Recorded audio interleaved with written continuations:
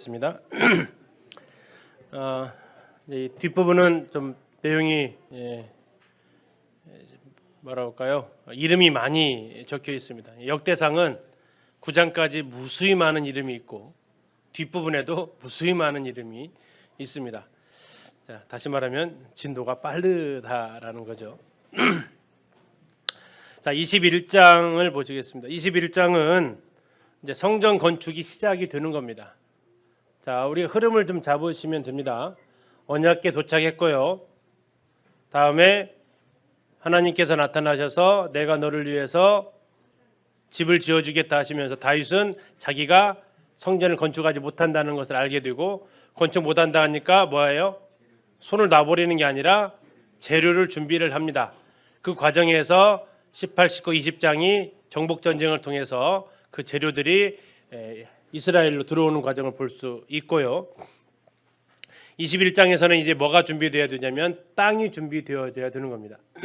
지금 언약궤가 있는 것도 아니고요, 성막이 있던 것도 아니고요, 제3의 장소에 이 성전이 건축하게 되는데, 왜 그곳에 성전이 건축되었나 하는 것들을 알려주는 사건이 21장에 나와 있습니다.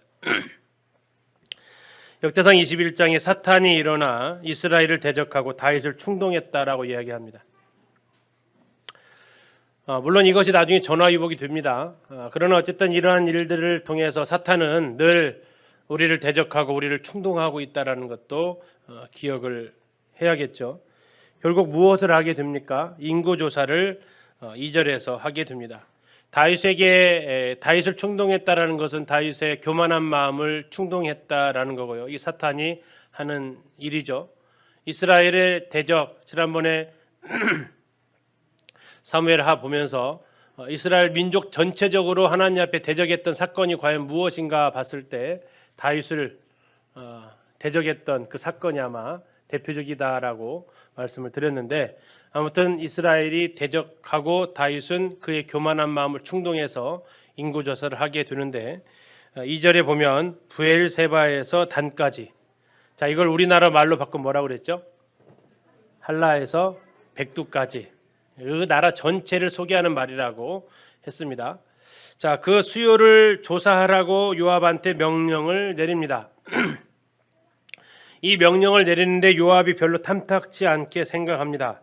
굳이 그렇게 하셔야 됩니까? 하나님께서 다 주신 것인데 굳이 그렇게 하셔야 됩니까? 하지만 다윗의 명령이 워낙 완강합니다. 요압은 어쩔 수 없이 인구조사를 하는데, 사무엘 하에 가서 인구조사를 하는 모습을 보면 요단 동편부터 시작해서 요단강 동쪽에 있는 지파 쭉 조사하고 북쪽으로 올라갔다가 지중해 쪽으로 해서 해안평야 그쪽으로 해가지고 서쪽 쭉 조사하고 브엘세바 거쳐가지고 이제 헤브론 거쳐서 예루살렘까지 올라오는 그 루트로 합니다. 이스라엘 한 바퀴를 쭉 도는 거예요. 요단 동편부터 시작해서 북쪽으로 올라갔다 서쪽 갔다 남쪽 갔다가 마지막 도착 지점이 어디라고요? 예루살렘이었다고요. 그리고 그 예루살렘이 지금 이 나오는 그 장면입니다. 인구조사를 거의 다 한 거예요. 지금 아마 지금 빠진 인구조사가 베냐민이 빠졌다면 아마 그 베냐민 땅, 왜냐하면 이쪽 예루살렘 이쪽 근처가 베냐민 땅이 속해 있는 그 지역이기 때문에 그렇습니다. 그쪽 빼고는 인구조사를 다 했다라는 얘기는 그렇게 쭉 돌면서 약 인구 한 7만 명이 죽어나가는 일이 벌어진 거죠. 이게 출발점 요단 동편에서부터 시작을 인구조사를 했던 것으로 사무엘하에서는 기록되어져 있습니다. 자, 아무튼 이렇게 인구조사를 했더니 북이스라엘이 110만 명, 남유다가 47만 명 정도 인구가 조사가 됩니다. 이건 20세 이상으로 조사를 하게 된 거고, 하나님께서 여기에 대해서 평가를 하십니다. 7절입니다. 21장 7절. 하나님이 이 일을 어떻게 여기셨다고요? 악하게 여기셨습니다. 자, 8절. 다윗이 하나님께 아뢰되 내가 이 일을 행함으로 큰 죄를 범하였나이다. 이 다윗의 성품입니다. 핑계대지 않습니다. 바로 하나님 앞에 엎드리는 것이 그의 참 우리가 본받을 만한 부분이죠. 이제 간구하옵나니 종의 죄를 용서하여 주옵소서. 내가 심히 미련하게 행하였나이다. 이게 다윗이 하나님 앞에 이제 무릎 꿇고 회개하게 됩니다. 자, 이 모습에 하나님께서는 세 가지 중에 하나를 고르라 그러죠. 3년간 기근이 있을 것이냐, 3년간 3개월간 쫓겨다닐 것이냐 전쟁에서 3일간 전염병을 받을 것이냐. 성도님들의 선택은 몇 번이에요? 예, 짧은 게 낫겠죠. 짧고 굵게. 그러나 다윗은 짧고 굵게를 택한 것이 아니라 뭘 택했어요? 하나님께 차라리 혼나겠다라는 겁니다. 하나님께 차라리 혼나겠다. 왜? 그는 어떤 분이시라고요? 그는 어떤 분이시라고요? 예, 긍휼이 크신 분이다. 이유가 그렇습니다. 13절 보시겠습니다.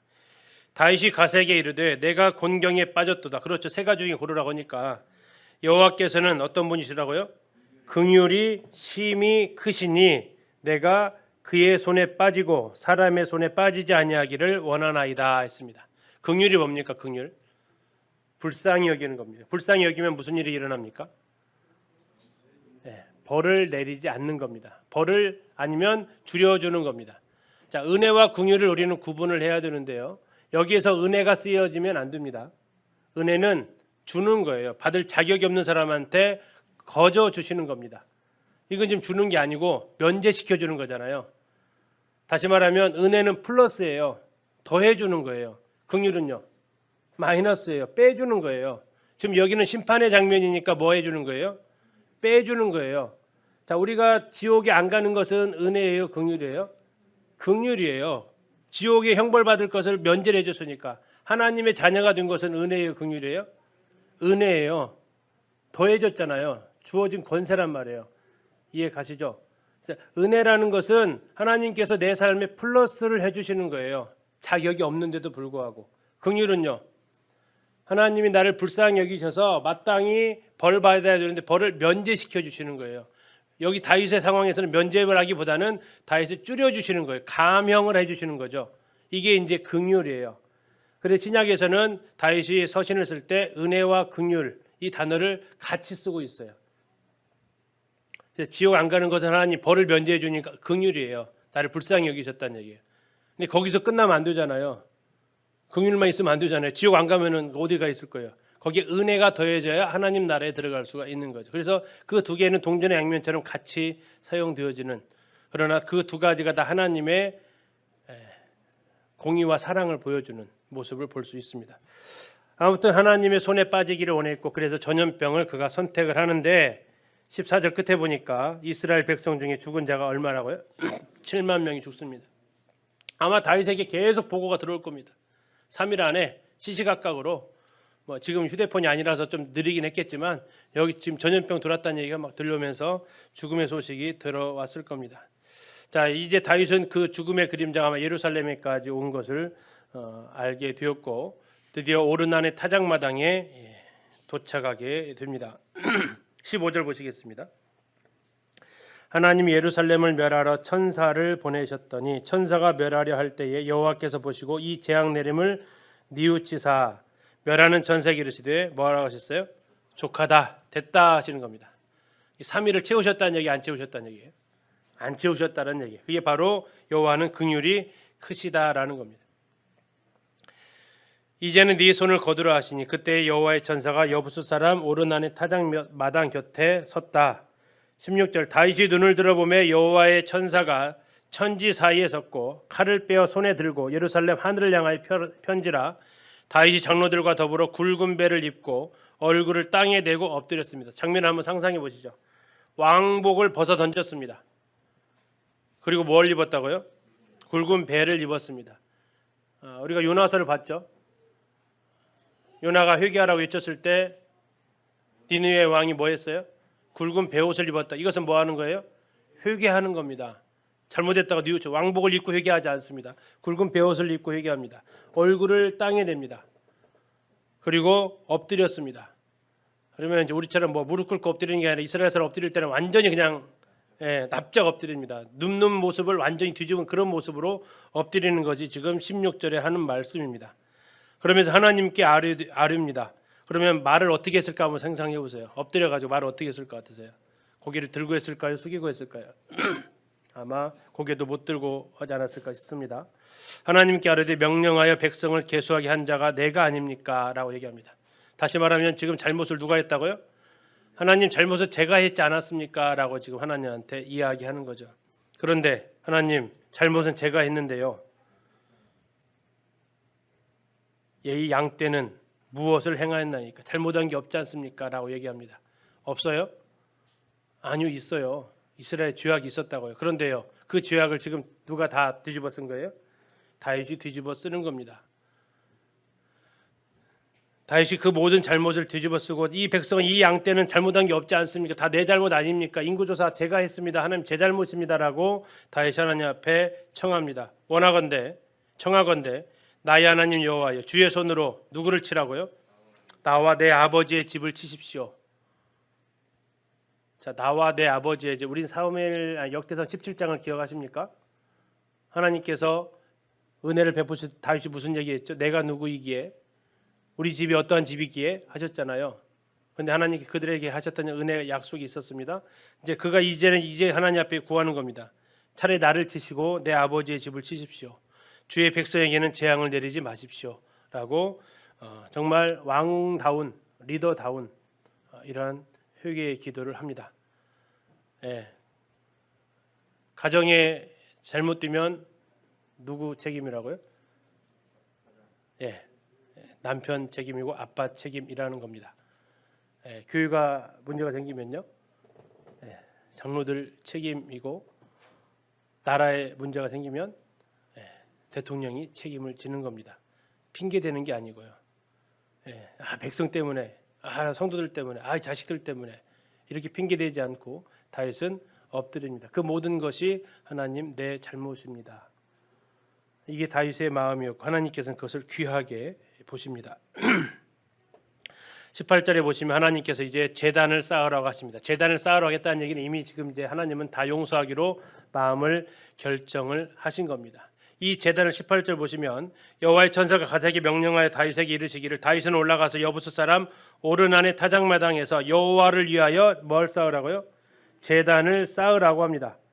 그리고 이 제단에서 28절로 보세요. 28절. 이때 다윗이 여호와께서 여부스 사람 오르난의 타작마당에서 응답하심을 보고 거기서 뭘 드렸어요? 제사를 드립니다. 이제 제단을 쌓은 용도는 뭐 하기 위해서요? 제사를 드리기 위한 거죠. 무슨 제사를 드렸을까요? 무슨 제사를 드렸을까요? 자, 이럴 때 드려지는 주여가 관계되어 드려지는 제사가 있죠. 번제와 화목제를 드립니다. 23절에 나와 있는데요. 번제와 화목제, 우리 주님을 기억하게 하는 두 제사죠. 자, 이렇게 번제와 화목제 그리고 소제를 통해서 하나님 앞에 제사를 드리게 됩니다.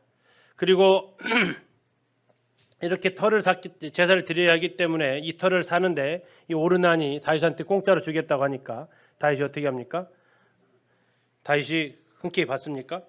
받지 않습니다. 24절 유명한 말씀입니다. 21장 24절 다윗 왕이 오르난에게 이르되 그렇지 아니하다. 내가 반드시 상당한 값으로 사리라. 내가 여호와께 드리려고 내 물건을 빼앗지 아니하겠고 값 없이는 번제를 드리지도 아니하리라. 마땅히 내가 그 값을 치르겠다라고 얘기를 합니다. 그러면서 얼마를 줍니까? 금 600세겔을 줍니다. 이게 사무엘하고 액수가 좀 다릅니다. 그것은 산 내용이 다른데 25절 보시면 뭘 샀어요? 다윗은 그 턱값, 땅까지 같이 사서 600세겔입니다. 사무엘하에서는 땅값이 제외한 금액이 나와 있어요. 그래서 약간 다른 겁니다. 나중에 참고하시고요. 아무튼 그렇게 해서 600세겔을 주고 그것을 사고 하나님께서는 거기에서 26절 끝에 보니까 여호와께서 하늘에서부터 번제단 위에 뭐를 내리셨어요? 불을 내리셨습니다. 이건 무슨 의미죠? 제사를 받으셨다라는 겁니다. 제사를 받으셨습니다. 이제 번제와 심판이 임했던 그곳에 뭐가 드려졌다고요? 번제와 화목제가 드려졌습니다. 그러면서 하나님께서 이제 불로 내려서 화답을 하십니다. 이건 우리에게 동일하게 일어난 사건입니다. 죄로 인해서 천사에 의해서 이게 우리 죽음의 위기에 처해 있는 그 순간에 하나님께서 우리에게 긍휼을 베푸십니다. 됐다. 그리고 하나님께서 이제 우리가 그곳에서 번제와 화목제가 우리 주 예수님의 십자가에 의해서 드려지게 됩니다. 그리고 하나님께서 그것을 받으셔서 우리는 이제 죄와 심판에서 면제를 받게 된 거죠. 다윗은 이렇게 이야기합니다. 22장 1절입니다. 다윗이 이르되 이는 여호와 하나님의 성전이요 이는 이스라엘의 번제단이라. 하나님의 성전은 이해 가시죠? 이곳에 앞으로 하나님의 성전이 세워질 것이라는 겁니다. 하나님 임재가 있다라는 겁니다. 그런데 뭐라고 했어요? 그 뒤에요. 이스라엘의 번제단이랍니다. 왜 이스라엘의 번제단이에요? 지금 이스라엘 전 민족적인 주역 가운데서 이곳에서 지금 하나님 앞에 제사를 드렸기 때문에 이 장소가 앞으로 성전터가 될 거라는 얘기죠. 자, 이때 당시에 성막이 어디에 있었다고요? 29절에 나와 있죠. 옛적에 모세가 광야에서 지은 여호와의 성막과 번제단이 그때 어디에 있었다고요? 기브온 산당에 있었어요. 그런데 기브온 산당에 있었는데 다윗이 이곳에서 번제와 화목제를 드린 이후부터 22장 1절에서 뭐라고요? 보라, 이곳은 어떤 장소라고요? 하나님의 성전이고 이것은 이스라엘의 번제단이다. 앞으로 29절에 그렇게 써 있고 22장 1절에 이렇게 써 있는 이유는 이곳에 하나님의 성전이 세워질 것이라는 것을 얘기해 주는 거예요. 성전터가 확장되었다라는 겁니다. 역대하 3장 1절을 제가 읽어 드리겠습니다. 역대하 3장 1절에 이렇게 기록되어져 있습니다. 솔로몬이 예루살렘 모리아 산에 여호와의 전 건축하기를 시작하니 그곳은 전에 여호와께서 그의 아버지 다윗에게 나타나신 곳이요 여부스 사람 오르난의 타작마당에 다윗이 정한 곳이라 이렇게 나와 있습니다. 자, 모리아 산이라고 나오죠. 모리아 산 어디서 우리가 들어봤죠? 창세기 22장에서 누가 죽을 뻔했죠? 이삭이 번제로 드리려고 했던 그곳입니다. 모리아 산, 아브라함부터 했던 그 산에 여호와의 전을 건축하기를 시작했다. 그리고 그곳은 전에 다윗에게 나타나신 곳이다. 그게 바로 지금 방금 보셨던 역대상 21장의 사건이 되는 겁니다. 신자주석에 보니까 이 내용을 하면서 맥도날드 형제님께서 이렇게 정리를 좀 하셨습니다. 네 가지 여기에 나와 있는 인도자가 하나님의 징계를 받을 때 개인의 징계가 아니라 예를 들어서 가정의 징계가 있을 수 있고 또 교회의 징계가 있을 수 있겠죠. 또 내가 돌아보는 어느 그룹일 수도 있고요. 자, 그럴 때 어떻게 취해야 되느냐 그 자세를 네 가지를 얘기하시는데 첫 번째는 다윗을 통해서 본 겁니다. 그는 자신의 죄를 깊이 뉘우치고 간절히 용서를 빌었다. 이제 그는 자신이 큰 죄를 범했다고 했죠. 아주 어리석게 행했다고 얘기했습니다. 그리고 그 죄를 교정받고 불의함을 제거해 달라고 간구합니다. 용서해 달라고 보기보다는 이 죄를 먼저 뉘우치고 이 죄에서 해결해 달라고 기도했다라는 얘기입니다. 두 번째, 그는 그 죄에 대한 형벌을 받아들입니다. 내가 징계의 회초리를 받겠다고, 내가 죄인이기 때문에 대신 나만 징계를 해달라고, 하나님의 칼이 백성이 아닌 나를 향하게 해달라고 하나님 앞에 대표자로서 이렇게 기도를 하게 됩니다. 세 번째, 그는 하나님이 자기에게 분노하실 줄 알고 있습니다. 그분의 분노를 어떤 것인지도 알고 있습니다. 그러나 그분은 자비로우신 긍휼이 많으신 분이십니다. 그분은 노하실지라도 가장 그래도 사정을 잘 봐주실 분이기 때문에 하나님께 매달리게 됩니다. 4번, 그는 백성들에 대한 깊은 관심을 표현했습니다. 자신의 범죄 때문에 백성들이 재앙을 당하는 것을 보고 그 마음이 괴로웠다라고 나오는데 가정에서 교회에서 내가 돌아보고 있는 것에 내가 리더라면, 내가 책임자라면, 특히 내가 부모라면, 내가 인도자라면 내가 돌아보고 있는 사람들이 어려움을 또 내가 속해 있는 곳이 어려움을 당할 때 하나님의 징계 가운데 있을 때 우리는 누구 탓을 하는 게 아니라 그것은 내 잘못이다라고 말할 수 있어야겠죠. 자식들 탓이 아니고 내 탓이다. 이런 마음이 필요함을 볼 수 있습니다. 자, 이제 다 준비됐네요. 그죠? 재료 준비됐죠. 지을 사람 솔로몬 이제 됐고 정해졌고 그 다음에 성전 지을 자리 됐고 자, 그러면 이제 뭐 해야 됩니까? 이제 정리를 해야 되겠죠. 그래서 22장부터는 성전을 건축하기 위한 그 과정이 쭉 전개가 됩니다. 자, 22장에서는 뭐 하냐면 다윗이 성전을 건축할 준비를 해왔다라고 이야기를 합니다. 22장 2절에 다윗이 명령해서 이스라엘 땅에서 모든 이방 사람들을 모읍니다. 그리고 기술자들을 전부 다 소집을 합니다. 그리고 재료들을 쭉 이야기를 합니다. 자, 성전에 철도 들어가고 놋도 들어가고 돌도 들어가고 나무도 들어가기 때문에 온갖 기술자를 다 그가 모았다라는 얘기입니다. 근데 그 양이 어느 정도 되냐? 그 양도 3절에 보시면 22장 3절입니다. 다윗이 또 문짝목과 거멀못에 쓸 철을 많이 준비하고 또 무게를 달 수 없을 만큼 심이 많은 놋을 준비하고 4절 또 백향목을 무수히 준비하였으니 이렇게 되어져 있습니다. 자, 이렇게 준비한 이유가 뭘까요?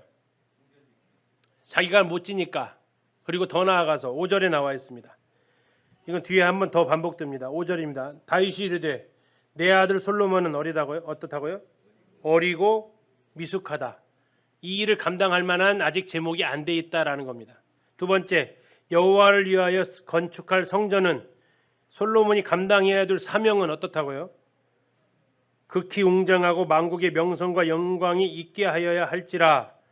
다시 말하면 솔로몬은 너무 어리고 아직 10대 소년이었으니까, 아니면 10대도 안 될 수도 있어요. 이 시기가 언제 정도로 확실히 좀 정할 수는 없으니까. 솔로몬이 20살에 왕이 되거든요. 그러니까 훨씬 어린 상태죠. 그리고 여호와의 이 성전은 그냥 짓는 게 아니고 정말 웅장하고 모든 사람들이 봤을 때 하나님이 집이다 할 정도로 생각하게끔 지어야 되니까 솔로몬이 할 일은 엄청난 일이니까 이 두 개를 딱 비교를 하는데 너무 어리고 너무 어려운 일이고, 그러다 보니까 어떻게 해야 돼요? 솔로몬이 해야 될 이것을 도와주고 싶은 마음이 생겼다라는 거죠. 이게 어쩌면 우리 부모 세대들이 해줘야 될 일입니다. 자, 우리 자녀들은 어리고요, 믿음이 약합니다. 그런데 앞으로 우리 세대들이 당해야 될 이 나라의 영적인 상태는 더 어려워집니다. 그렇다면 어떻게 해요? 그건 너들 몫이 하고 다윗이 아무것도 안 했어요? 아니에요. 다윗이 죽기 전에 5절 끝에 보세요. 5절 끝에 내가 이제 그것을 위하여 준비하리라 하고 다윗이 뭐 했다고요? 죽기 전에 많이 준비하였더라. 죽기 전에 많이 준비하였더라. 부모 세대들이 해야 될 일이 뭡니까? 죽기 전에, 주님 나라 가시기 전에 자녀들을 위해서 많이 준비를 같이 해 주셔야 된다라는 겁니다. 나중에 이것과 완전히 대비되는 사람이 히스기야죠. 자, 우리는 생각을 해야 됩니다. 우리가 다윗처럼 우리가 과연 준비해 줄 것이 뭐냐라는 거죠. 죽기 전에 열심히 하셔야 되는데 뭘 준비해 줄 거냐라는 것들을 생각을 하셔야 됩니다. 뭘 준비를 해 줄 거냐. 그건 하나님 앞에 우리가 기도를 해야 될 것 같습니다. 아무튼 부모 세대는 여기에 대한 책임에서 자유로울 수 없다라는 겁니다. 자, 6절부터는 사람을 준비합니다. 1차적으로 총책임자 솔로몬을 준비합니다. 솔로몬한테 부탁을 합니다. 자, 솔로몬한테 무슨 부탁을 하냐면 11절 보시겠습니다. 이제 내 아들아, 솔로몬이죠. 여호와께서 너와 함께 계시기를 원하며 네가 형통하여 여호와께서 너에게 대하여 말씀하신 대로 네 하나님 여호와의 성전을 건축하며 여호와께서 너에게 지혜와 총명을 주사 네가 이스라엘을 다스리게 하시고 내 하나님 여호와의 율법을 지키게 하시기를 더욱 원하노라. 그때 네가 만일 여호와께서 모세를 통하여 이스라엘에 명령하신 모든 규례와 법들을 삼가 행하면 형통하리니 강하고 담대하여 두려워하지 말고 놀라지 마라. 이게 지금 사람을 준비하는데 총책임자인 솔로몬을 준비시키는 것입니다. 그러면서 16절에 이렇게 얘기합니다. 금과 은과 녹과 철이 무수하다. 누가 준비했어요? 다윗이 준비했어요. 너는 뭐 하라고요? 일어나 일하라. 여호와께서 너와 함께 계실지로다. 자, 준비는 누가 하고요? 다윗이 하고. 일은 누가 하고요? 우리가 잘못하다가는 자녀들이 할 일도 해줄 수가 있어요. 그것에 대한 가리는 지혜가 필요한 것 같습니다. 부모들이 해줄 일이 있고 자녀들이 해야 될 일이 있어요. 근데 가끔씩 학교에서 아이들 가르치다 보면 저건 애들이 해야 되는데 부모가 대신해 주는 것들이 있어요. 그건 아이를 망치는 겁니다. 다윗은 얘기합니다. 이 준비하는 것 내가 했다. 그리고 자기가 다 하진 않았어요. 최선을 죽기 전까지 했어요. 부족한 거 솔로몬이 나중에 역대하 가면 솔로몬이 또 해요. 그리고 그 일에 대한 완성은 그 다음 세대가 한 거죠. 여기에 대한 우리의 지혜가 필요하겠습니다. 자, 이런 가운데에서 이제 백성들한테도 부탁을 합니다. 19절이요. 백성들한테 하는 얘기입니다. 이제 너희는 마음과 뜻을 바쳐서 너희 하나님 여호와를 구하라. 그리고 일어나서 여호와 하나님의 성전을 건축하고 여호와의 언약궤와 하나님의 성전의 기문을 가져다가 여호와 이름을 위하여 건축할 성전에 드리게 하라. 자, 이렇게 백성들한테 솔로몬을 도와서 성전을 같이 열심히 건축하게 할 것을 부탁을 합니다. 그리고 여기에 이제 기술공들이 15절에 보면 있습니다. 장인이 15절입니다. 장인이 너에게 많이 있나니 어떤 장인이냐 곧 석수 돌 다루는 사람, 목수 나무 다루는 사람, 온갖 일에 익숙한 모든 사람, 이런 많은 일꾼들이 함께 동역을 해줄 거다라는 겁니다. 그리고 그 일꾼들은 주로 이방인들에서 고용이 됩니다. 그래서 아까 우리가 22장 2절에서 다윗이 이방 사람을 모으고 이렇게 나와 있잖아요. 그 기능공들을 이방 사람들을 통해서 일을 했다라는 겁니다. 그리고 23장부터 26장까지는 레위인들과 제사장들에 대해서 준비를 시킵니다. 자, 이런 모든 것들의 목적이 뭐냐라는 거 했을 때 다윗은 추가된 부분이 제일 마지막 줄에 있습니다. 여호와를 위한 거다. 여호와의 이름을 위한 것이다라고 이야기를 합니다. 여호와를 위해 여호와 이름을 위해서 그는 그렇게 했다라고 얘기합니다. 한 구절만 더 보시면 14절 보실까요? 솔로몬한테 하는 얘기. 내가 어떤 가운데에서 이걸 준비했다고요? 환난 중에 여호와의 성전을 위해서 이런 걸 다 준비했다라는 겁니다. 아버지가 편할 때 이런 일들 해놨다라는 게 아니죠. 전쟁을 많이 했지 않았습니까? 자, 전쟁에 목숨 걸고 싸워서 이런 것들 다 준비를 해 놓았다라고 이야기를 하고 있습니다.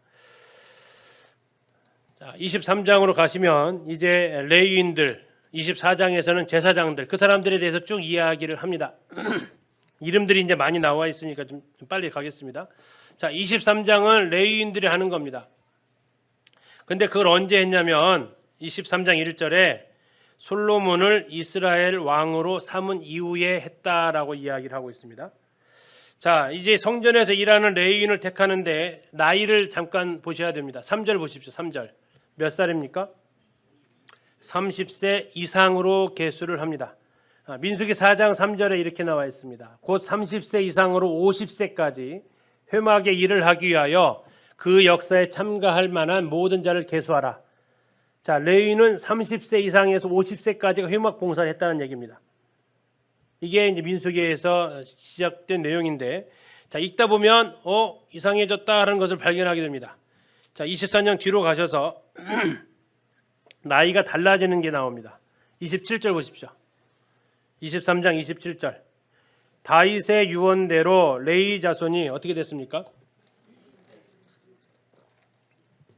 방금 23장 3절에서는요. 27절은 20세. 뭐가 맞아요? 누가 지금 잘못 기록했을까요? 자, 민수기 4장 3절에서 30세 이상이라고 했죠. 자, 민수기 8장에서는 이렇게 나와 있어요. 한번 들어보세요. 몇 살인가 들어보세요. 민수기 8장 24절에서는 레위인은 이같이 할지니 곧 25세 이상으로는 회막에 들어가서 복무하고 봉사할 것이요. 몇 살이요?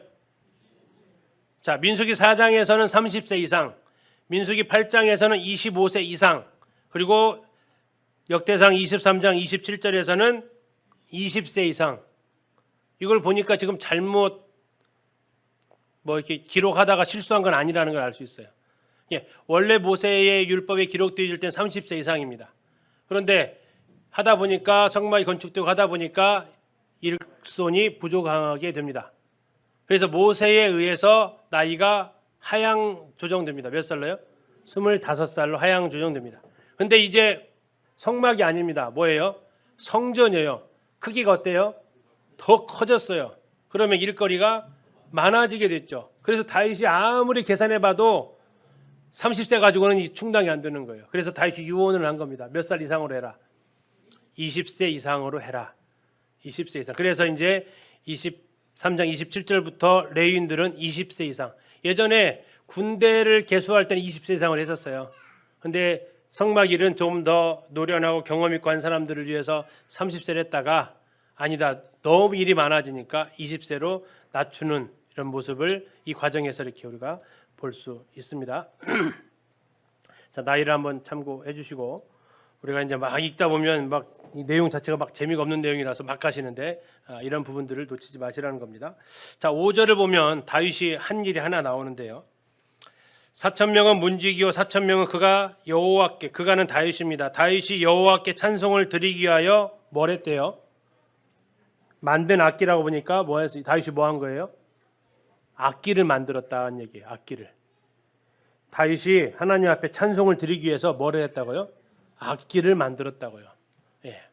우리는 악기를 배우는 이유도 역시 하나님께 찬송하기 위한 거고, 다윗은 하나님을 찬송하기 위해서 악기도 제작을 했다라고 이렇게 이야기를 하고 있습니다.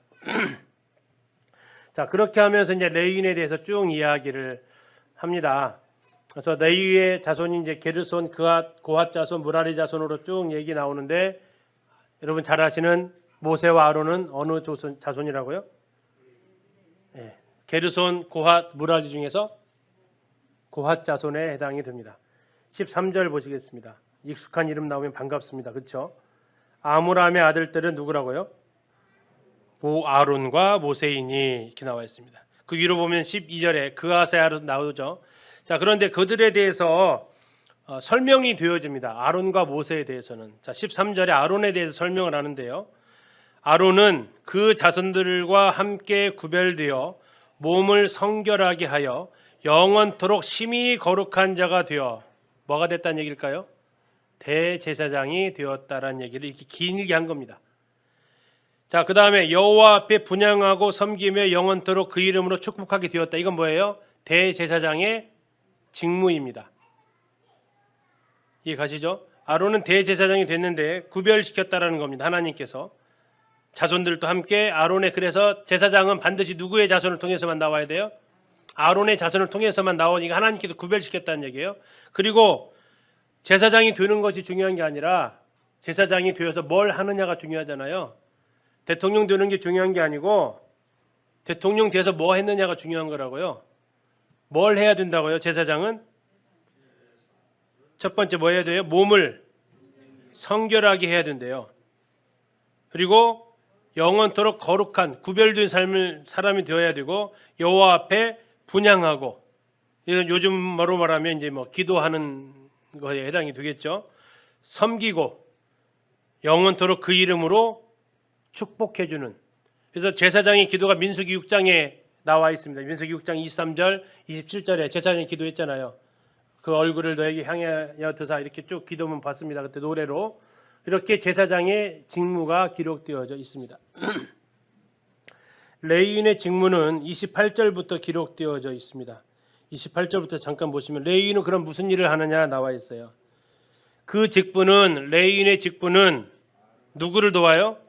아론의 자손을 세 글자로 하면 제사장을 도와 여호와의 성전과 뜰과 골방에서, 다시 말하면 여호와의 성전 곧 뜰은 무슨 뜰이 있어요? 번제단과 물두멍이 있는 데 있죠. 그게 뜰이에요.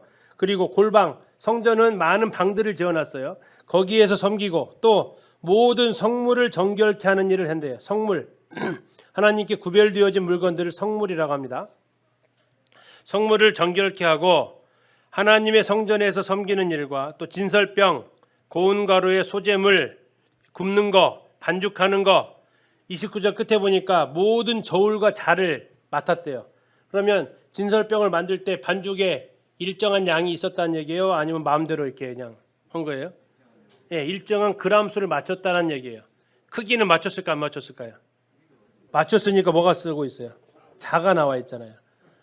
예, 아주 정교하게 일을 한 거예요. 그러니까 진설병 그냥 해가지고 알아서 눈대중으로 짐작한 게 아니라 그람 수 맞추고 크기 맞춰가지고 이렇게 하는 거 누가 했다고요? 예, 레위인이 이렇게 다 했다라는 얘기예요. 그리고 이제 그 진설하는 것은 제사장이에요. 이렇게 딱 만들어 놓으면. 그 다음에 30절, 아침과 저녁마다 서서 여호와께 감사하고 찬송합니다. 31절, 안식일 일주일에 한 번이죠. 초하루는요 한 달에 한 번, 절기는요 1년에 한 번. 자, 이것도 점점점 이제 횟수가 자주 오는 것부터 좀 얘기하는 겁니다.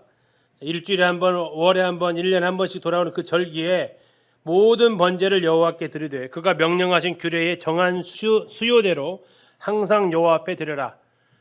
자, 지난번 말씀드렸죠. 하나님 섬기는 것과 사람 섬기는 것이 같다고 다르다고요? 다르다고요. 하나님 어떻게 섬겨야 돼요? 창의적이 아닙니다. 규례대로 섬기는 겁니다. 다음에 32절 회막의 직무와 성수의 직무와 그들의 형제 아론의 자손을 직무를 지켜 여호와의 성전에서 수종드는 것이다. 상당히 많죠. 성전 안에서 분향단에 있는 향을 피우고 그 안에 있는 금초대에 불을 끄고 켜고 진설병을 진설하는 것은 제사장들이 해요.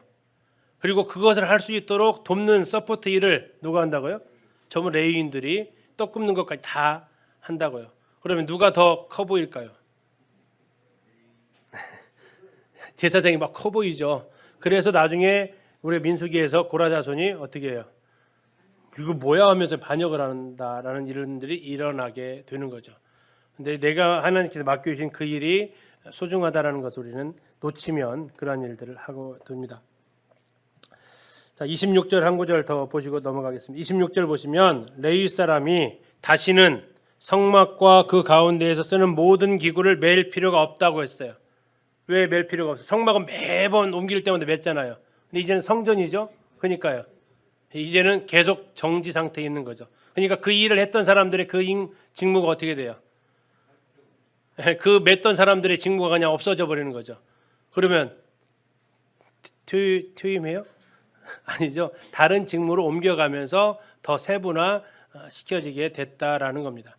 그러니까 성막에서 성전으로 가면서 있었던 일이 사라지고 없었던 일이 생기고 뭐 그래서 교회 안에서도 이러한 일들이 뭐 늘 여태까지 해왔으니까 하고 이런 게 아니라 상황이 다 달라질 수도 있겠죠. 아무튼 이렇게 레위인들의 직무를 합니다.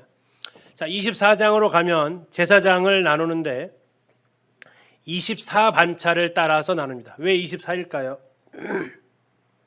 1년 12달이기 때문에 그렇습니다. 근데 한 달 내내 하는 게 아니라 한 달에 절반씩 할 수 있도록 나누게 됩니다. 자, 제일 먼저 나누는 것이 제사장을 나눕니다. 자, 원래 아론에게 아들이 사남이 있었습니다. 나답과 아히오는 그런데 일찍 죽죠. 자식이 있어요, 없어요? 자식도 없습니다. 아주 빨리 죽었어요. 그리고 이제 셋째, 넷째가 있었는데 그가 엘르아살과 이다말이라는 겁니다. 지금 24장 1절, 2절에 나와 있는 내용을 좀 하는 겁니다. 자, 그 가운데에서 태어난 게 엘르아살에서 태어난 게 사독 제사장이 있었고 이다말 계통에서 태어난 게 아비아달 그리고 지금은 이제 아히멜렉까지 와 있다라는 얘기입니다. 이다말 계통의 후손 이다말의 조상이 누구냐면 엘리 제사장입니다. 사무엘 시대에 엘리 제사장에게 엘리 가문에게 내렸던 예언이 있었죠. 어떻게 된다고 그랬죠? 앞으로 제사장이 끊어질 것을 예언을 합니다.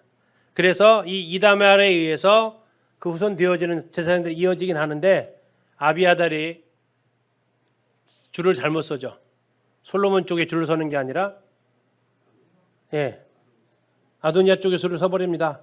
그래가지고 솔로몬 시대 이후에는 다윗 시대에는 저렇게 제사장이 둘이었어요. 왜 대제사장의 아들들이니까 제사장 일을 하는데 솔로몬 시대에 저 이다말 계통의 제사장이 폐해지게 됩니다. 사남에서 둘은 일찍 떨어지고 둘 남았는데 솔로몬 때에 저 이다말 계통이 딱 끊어지면서 엘리에게 했던 예언이 성취가 돼요. 그리고 성전 제사장은 누구로 이어져요? 엘레아살 쪽 사독 쪽으로 이어지고 혹자에 가면 신약에 나오는 사두개인이 자기들이 저 사독의 후예다라고 이야기를 한다라고도 좀 하는 거죠. 그리고 저 이다말 계통에 나오는 사람이 우리가 쭉 읽다 보면 예레미야가 나옵니다. 예레미야가 제사장 가문인데 제사장 일을 못해요. 저 가문의 일 때문에 선지자 일을 하게 되는 일이 이제 이어지는 것을 볼 수 있습니다. 자, 자손들이 엘르아살에게 16명이 있었고 아들이 이다말에게서 8명이 있었습니다. 자, 16 더하기 8 하니까 24입니다. 24. 그래서 24명 이 제사장이 24명이니까 뭐가 돼요? 24반차가 되는 겁니다. 제사장이 12명 있으면 12반차가 되는 거죠. 뭐 교회도 마찬가지입니다. 교회 안에 리더가 10명이면 그룹을 10개로 나눌 수밖에 없는 거고 뭐 교사가 5명이면 5반까지 할 수 있는 거죠. 뭐 중요한 것은 인도자라는 거죠. 그래서 제사장이 16, 8에서 24명이니까 24반차로 제사장이 정해지니까 그 뒤로 레위인이 정해지고요. 레위인이 정해지니까 문지기가 정해지고 문지기 정해 군대까지 전부 다 저 24반차로 가요. 그 제일 첫 번째 기준이 누구라고요? 제사장이었다고요. 자, 그런데 저걸 어떻게 했느냐? 제비를 뽑았습니다. 제비 뽑기. 이따 제비를 뽑는 거 잠깐 말씀드릴게요. 아무튼 이렇게 24반열에 따라서 예수님 시대까지 이것이 쭉 이어집니다. 다시 말하면 이것이 몇 년간 지속됐다고요? 24반차가. 다윗하고 예수님하고 몇 년 차이 나요? 1000년. 1000년을 이어온 반차라고 저게. 그래서 누가복음 1장에 보면 세례 요한의 아버지 이름이 사가랴. 사가랴는 무슨 반열? 아비야 반열. 아비야 반열은 10절에 보니까 24장 10절에 보니까 뭐라고 나와 있어요? 여덟째는 아비야요 나와 있죠. 이게 지금 누구의 조상이에요 그러면? 예, 세례 요한의 조상 여기까지 올라가는 거예요. 몇 년 올라갔어요? 1000년. 세례 요한부터 1000년 올라가면 저 아비야 나온다는 얘기예요. 그리고 그 세례 요한의 아버지 사가랴가 바로 그 아비야 반열에 해당이 되었고 반차대로 성소에 가서 직무를 행했다라고 나오잖아요. 그 내용이 신약까지 지금 이어지는 겁니다. 아무튼 제사장들이 24반차가 결정이 됩니다. 다음에 잠깐 읽다가 이게 무슨 뜻일까 했던 것이 5절에 있어요. 24장 5절을 한번 보세요. 24장 5절. 이에 제비 뽑아 피차에 차등이 없이 나누었으니 이는 성전의 일을 다스리는 자와 하나님의 일을 다스리는 자가 엘르아살의 자손 중에도 있고 이다말의 자손 중에도 있습니다. 혹시 뭐가 좀 눈에 들어오세요? 성전의 일을 다스리는 자와 하나님의 일을 다스리는 자 무슨 차이일까요? 궁금했어요. 이게 무슨 차이일까? 왜 이걸 구분해 놨을까? 여러 주석을 봐도 특별한 설명은 안 되어 있는데 그 어원적으로 이렇게 살펴보면 그렇습니다. 성전의 일을 다스린다라는 것은 거룩한 직분자들이다. 네가 하는 일이 거룩한 직분자다. 그리고 그 일은 누구의 직분이다? 하나님의 일을 다스리는 자라는 얘기는 하나님의 직분자들이다. 다시 말하면 이걸 통해서 제사장의 그 역할의 중요성 그리고 그 직무의 중요성을 이야기해주기 위한 거다라고 설명을 할 수 있겠습니다. 제사장이 하는 일이 성전에서 하는 일이고 그리고 그 일은 하나님의 일이다라는 그런 측면으로 이해하시면 5절을 해석할 수 있겠습니다. 자, 20절부터는 레위 자손들이 역시 24반차로 나누는데 방법은 동일하게 제비 뽑기로 합니다. 중요한 것은 31절 끝에 보면 이 여러 사람도 다윗 왕과 사독과 아히멜렉과 제사장과 레위 우두머리 앞에서 다음에 공적인 자리에서 했다는 얘기입니다. 공개 추첨했다는 얘기입니다. 그들의 형제 아론 자손처럼 제사장이 그렇게 했던 것처럼 뭐 했다고요? 제비를 뽑혔습니다. 장자의 가문과 막내 동생의 가문이 뭐가 다름이 없다는 얘기 뭡니까? 차별이 없었다라는 겁니까? 없었다는 겁니다. 집안에서 큰아들하고 막내하고 차별이 있어요, 없어요? 있죠, 그렇죠? 예. 근데 적어도 일하는 데에서는 차별을 두지 말라는가 봐요. 예. 우리 동생들은 늘 불만 아닙니까? 맨날 나만 지켜 이렇게. 예. 저도 많이 입에 달고 살았는데 공평하게 일을 하도록 했다라는 겁니다. 왜 이걸 성경에서 이걸 자꾸 강조할까? 하나님의 일도 하다 보면 뭐가 생겨요? 예, 불만들이 생기죠. 어떤 불만이에요? 왜 나만 잡고? 저 사람은 저렇게 놀고 있는데. 그래서 뭐 그런 부분 그러면 어떻게 하냐? 제비 뽑으면 다 되느냐? 또 그것만 아닙니다. 예, 뒤에서 보면 또 나타나 있기도 합니다. 자, 성경에 등장하는 제비 뽑기 사건들은 그 단톡방에 올려드렸어요. 한번 보시고 이렇게 제비 뽑기가 신약에까지 이어지는구나라는 것들을 참고하실 수 있습니다. 뭐 설명은 안 드리겠습니다. 자, 25장에 가서 보면 이번에는 이제 제사장이 했죠. 레위인들 했습니다. 그다음에 세 번째 찬송을 맡은 오늘날 이걸 일반 교회에서 성가대로 이제 대를 잇고 있는데 찬송을 맡은 사람들이 있었습니다. 자, 악기를 연주하고 노래를 부르는 사람들이 나오는데 25장 1절에 좀 이상한 본문이 쓰여 있습니다. 잘 보십시오. 다윗이 군대 지휘관들과 더불어 아삽과 헤만과 여두둔의 자손 중에서 구별하여 섬기게 하되 이상하지 않으세요? 찬양대를 뽑는데 누구랑 했다고요? 군대 지휘관들과 더불어 했대요. 안 이상하세요? 이상하더라고요. 그래서 다른 번역을 좀 찾아봤어요. 공동 번역에 이렇게 나와 있었어요. 다윗이 예배 지도자들과 더불어 이렇게 되어져 있었어요. 예배 지도자들과 더불어. 이게 군대 지휘관들을 다른 말로 번역하면 예배 지도자들이다라고 번역할 수 있다는 얘기예요. 그래서 이제 원어적으로 해석을 하면 이렇게 표현합니다. 다윗이 성막의 제사를 주관하는 제사장들과 레위인의 족장들과 더불어 이렇게 해석할 수 있다는 얘기예요. 그런데 왜 여기는 그러면 군대라고 쓰였을까요? 자, 우리 역대기가 찬양의 중요성을 얘기한다고 그랬죠. 이 찬양을 하는데 우리 나중에 역대기에서 보겠지만 여호사밧이 전쟁으로 나갈 때 제일 앞에 누구를 세웠다고요? 찬양대를 세웠다고요. 하나님 앞에 찬양하는 것은 무엇과 같다는 얘기예요? 전쟁과 같다는 얘기예요. 예배를 하나님 앞에 예배드리는 것은 전쟁, 영적인 전쟁을 한다라는 거예요. 우리 축신을 해보시면 사탄이 찬양 소리를 어떻게 해요? 좋아해요? 엄청 싫어해요. 엄청 싫어해요. 이 25장 1절을 보는데 다윗이 군대 지휘관과 일을 했다고 하는데 도대체 이해가 잘 안 갔어요. 뭔 찬양을 맡은 사람을 하는데 군대 지휘관이 나오냐. 근데 그 단어가 다른 번역으로 같은 의미로 쓸 때 예배자라는 거죠. 하나님 앞에 찬양으로 예배드리는 것은 군대 작전이다라는 거예요. 군대 작전. 만군의 여호와가 자정이 계신 성소에서 이러한 일을 수행하는 것은 이스라엘이 적진에 나가서 싸우는 것보다 더 중요한 영적 전쟁이다라는 거죠. 그냥 노래 부르는 차원이 아니다라는 얘기예요. 그래서 이렇게 표현을 사용한 것으로 볼 수 있겠습니다. 그래서 이제 아삽의 네 아들, 여두둔의 네 아들, 헤만의 14아들 다 더해보세요. 4, 6, 14 더하면 맞춤이죠. 여기도 딱 24명이에요. 그렇죠? 24명의 인도자들이 생기면서 그들이 역시 24반차로 돌아가게 됩니다.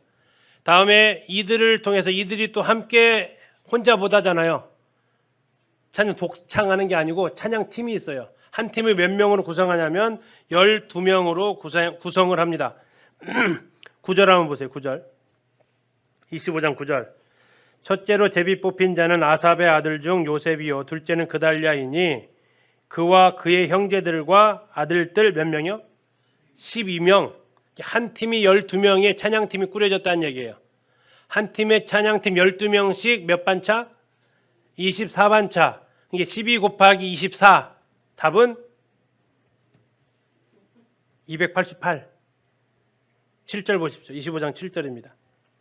25장 7절. 그들과 모든 형제 곧 여호와 찬송하기를 배워 익숙한 자의 수요가 얼마요? 288. 왜 288이에요? 12명씩 24반차. 아주 그냥 탁탁 떨어지죠. 자, 근데 여기서 한번 생각해 볼 것이 방금 읽었던 본문이에요. 뭐라고 나와 있습니까? 여호와 찬송하기를 어떻게 했다고요? 여호와 찬송하기를 배웠대요. 자, 여기에 사용되어진 배워 익숙했다라는 단어가 어떤 의미냐면 강도 높은 훈련을 받아서 찬양대로 선발되었다라는 뜻을 가지고 있다고 합니다. 그러니까 아무나 와서 찬양대 한 게 아니라 이 찬양대로 뽑히기 위해서 뭐 했다고요? 레위인들이 얼마나 많습니까? 거기에서 뽑혀가지고 했는데 어떻게 했다? 찬송하기를 배웠다라는 얘기예요. 물론 우리는 호흡이 있으면 찬양을 해야 됩니다만 이건 마땅한 제 의무고 조금 더 여기에 은사 있는 사람들은 더 많이 배워서 가르치는 역할까지 수행하는 그 일을 감당했다라는 겁니다. 그래서 역대상 29장 중에서 25장 한 장을 통으로 어디다가 지금 할애를 하고 있어요? 찬양대에다가 할애를 하고 있어요. 자, 여호와 찬송하기를 배워 익숙한 자. 우리가 예배 찬송가로 바뀌지 않습니까? 자, 그럼 어떻게 하셔야 돼요? 배워야 돼요. 배우셔야 돼요. 배워서 익숙해지셔야 돼요. 그래야 우리는 하나님을 영적 전쟁처럼 찬양할 수 있다라는 겁니다. 자주 말씀드리지만 즐거운 소리를 크게 내라라고 다윗이 유치했는데 우리 하나님은 찬양을 즐거운 소리로 크게 내려면 찬송을 알아야 되잖아요. 찬송 몰라봐요. 그냥 벙어리죠 뭐. 그래서 어떻게 해야 돼요? 배우시고 정말 즐겁게 찬송을 내시면 이 영적 전쟁, 군대 지휘관이란 단어를 기억을 하시고 영적 전쟁의 소리가 하나님 앞에 승전가를 올려드릴 수 있겠습니다. 자, 26장은 문지기들 명단이 나와 있습니다. 자, 문지기는 고라 자손과 무라리 자손 사람들에 의해서 이것도 역시 24명씩 짜여집니다. 자, 24명씩 짜여지는데 이것은 정확히는 24의 배수는 아닙니다. 어쨌든 24명씩 담당을 하는데 뭐 쭉 읽어보시면 이 내용을 참고해서 읽어보시면 동쪽에 6명씩 있고요. 북쪽은 4명, 남쪽 4명, 서쪽 6명인데 서쪽에는 뜰에서 4명, 큰 길에 4명, 또 2명, 다음에 곳간에 2명씩 두 군데 있는데 이렇게 되어져 있습니다. 그래서 총 다 더해보시면 몇 명이에요? 곳간문 2명으로 써 있을 거예요. 우리 책에. 그거 고치셔야 됩니다. 더했더니 2명이 아니고 2명씩 두 군데라는 뜻을 가지고 있더라고요. 자, 26장 거기 잠시 한번 보시겠습니다. 자, 26장 거기에 이제 동쪽에 레위 사람 6, 북쪽에 4사람, 남쪽에 4사람, 곳간에 2 이렇게 나와 있죠. 곳간에 2씩 해가지고 제가 처음 할 때는 2명씩으로 했는데 거기에 사용되어진 그 2씩이라는 단어가 쉐나임이라고 써 있어요. 쉽게 얘기하면 2 곱하기 2 그래서 2씩이래요. 진짜 그렇게 좀 번역을 좀 해놓지.